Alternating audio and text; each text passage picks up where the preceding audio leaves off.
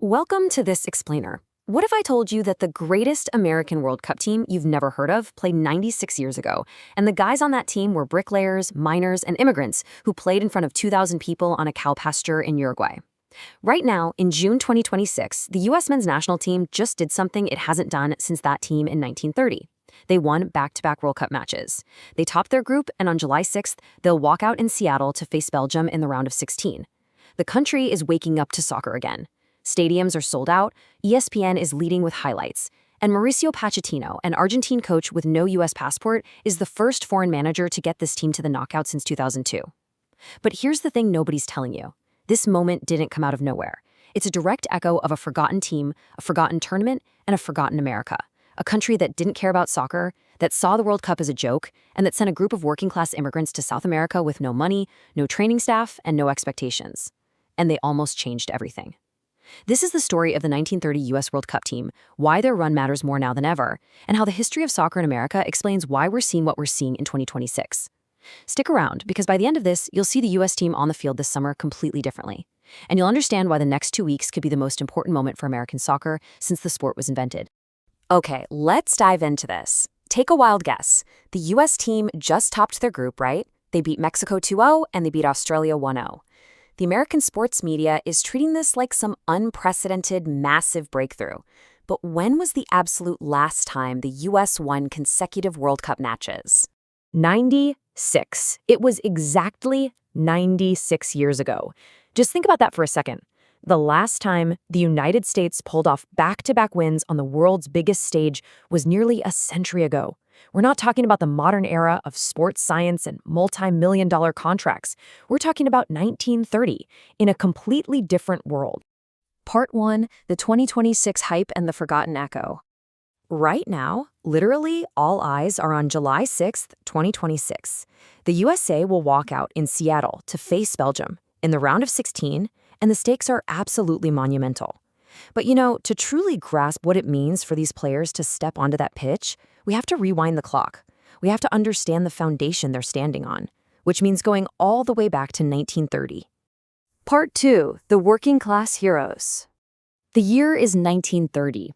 The Great Depression is looming. Baseball is king, college football is king, and soccer? Well, soccer is just seen as a foreign immigrant sport. Yet, the U.S. sent a team to the very first FIFA World Cup in Uruguay. And this brilliantly illustrates just how insane things were back then. In 1930, the team got to South America by spending 14 days on a cargo ship called the SS Western World. They literally trained on the wooden deck of the boat. Compare that to today's 2026 tournament. It's a billion-dollar, globally televised event with chartered flights, nutritionists, and advanced sports science. Back then, the New York Times barely covered it, and most Americans had absolutely no idea it was even happening. These guys weren't athletes in the modern sense at all. They were working men who just played on weekends. You had Bert Patnud, a Canadian immigrant who worked in a shipyard. Jim Brown, a Scottish immigrant playing in Massachusetts who got paid under the table. Tom Flory, an Italian immigrant working in a textile mill. Bart McKee, a Scottish steelworker.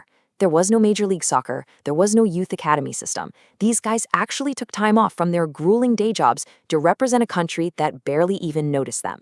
And yet, these shocked the world. On July 13th, 1930, they played Belgium in Montevideo and won 3-0.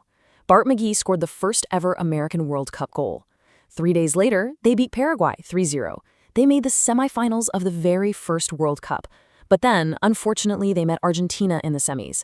The U.S. team was completely exhausted, missing key players to injury, and they suffered an absolute 9-1 massacre against a vastly superior opponent. Even with that brutal loss, their stats were just unbelievable. They officially finished in third place overall. They conceded 0 goals in the group stage. 0. And remember, they played with 0 substitutions available and 0 medical staff. You just played until you literally couldn't walk anymore. And perhaps the craziest fact here? Bert Patena scored the first hat trick in World Cup history during that Paraguay game. But get this, FIFA didn't even officially recognize his record until 2005. For 75 years, the record books had it wrong. That is exactly how much America ignored its own soccer history. Which brings us to part 3, the 90-year paradox. So how does a country that is fiercely obsessed with sports, a country that invented basketball, perfected American football, and dominates the Olympics, completely fail to figure out soccer for 90 years? Well, after that third-place finish in 1930, the team came home to absolutely no parades. The Great Depression hit, and by 1933, the American Soccer League had totally collapsed. It would take a full 40 years just to qualify for another World Cup. It really wasn't until 1996, following the '94 World Cup held in the U.S., that Major League Soccer was founded. That finally gave the U.S. the foundational infrastructure it desperately needed, which eventually led to the resurrection we are witnessing right now in 2026. Part 4. A Nation of Immigrants. Now, what's really interesting about this is the nearly identical DNA of these two rosters, separated by an entire century. For decades, the fact that soccer was viewed as an immigrant sport was the main cultural excuse used to ignore it. But look at this. The 1930 team was made up of 8 immigrants and 3 first-generation Americans. Today's 2026 team has 12 players who are either born outside the U.S. or have foreign-born parents. You have guys like Tyler Adams, born to Haitian parents, Yunus Musa, born to Ghanaian parents, and Folarin Balogun, born to Nigerian parents. Being an immigrant sport isn't a weakness anymore. It has become the team's ultimate superpower. But here is the massive difference. Unlike the guys in 1930, this new generation has immense infrastructure behind them. Christian Pulisic plays for AC Milan. Weston McKennie plays for Juventus. Gio Reyna plays for Borussia Dortmund.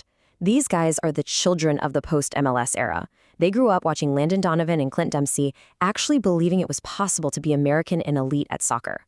They have full-time coaching, nutritionists, and the kind of global backing that those shipyard workers in 1930 could only dream of. And all of that belief was harnessed perfectly by Mauricio Pochettino. Hired in 2024, this Argentine manager came in as a controversial outsider. He's managed massive clubs like Tottenham, PSG, and Chelsea. And you know what? He doesn't care about the history of American soccer or the old excuses. He brought in a high-pressing tactical discipline, treating the U.S. like a top-tier club that just flat-out expects to win. And now, he's the first foreign coach to guide the U.S. to the knockouts since 2002. Part 5. The Belgium Referendum. Which brings us right back to the present moment.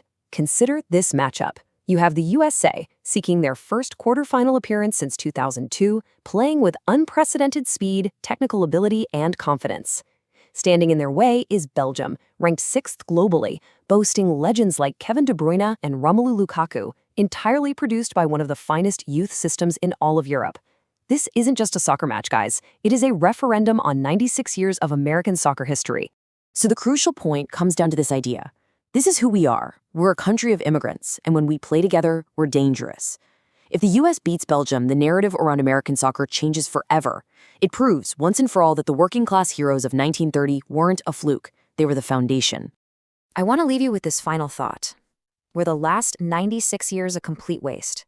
Or were they building exactly to this moment? When you sit down to watch the game against Belgium, remember the names Patino, Flory, and McGee. Remember what they achieved with absolutely nothing. History has a funny way of repeating itself when a country finally takes it seriously. If you want more stories that connect American history to the things happening right now, hit subscribe and ring the bell. We drop new explainers every week, breaking down the past to explain the present. And I promise you, the next one is even wilder. Let's get into it.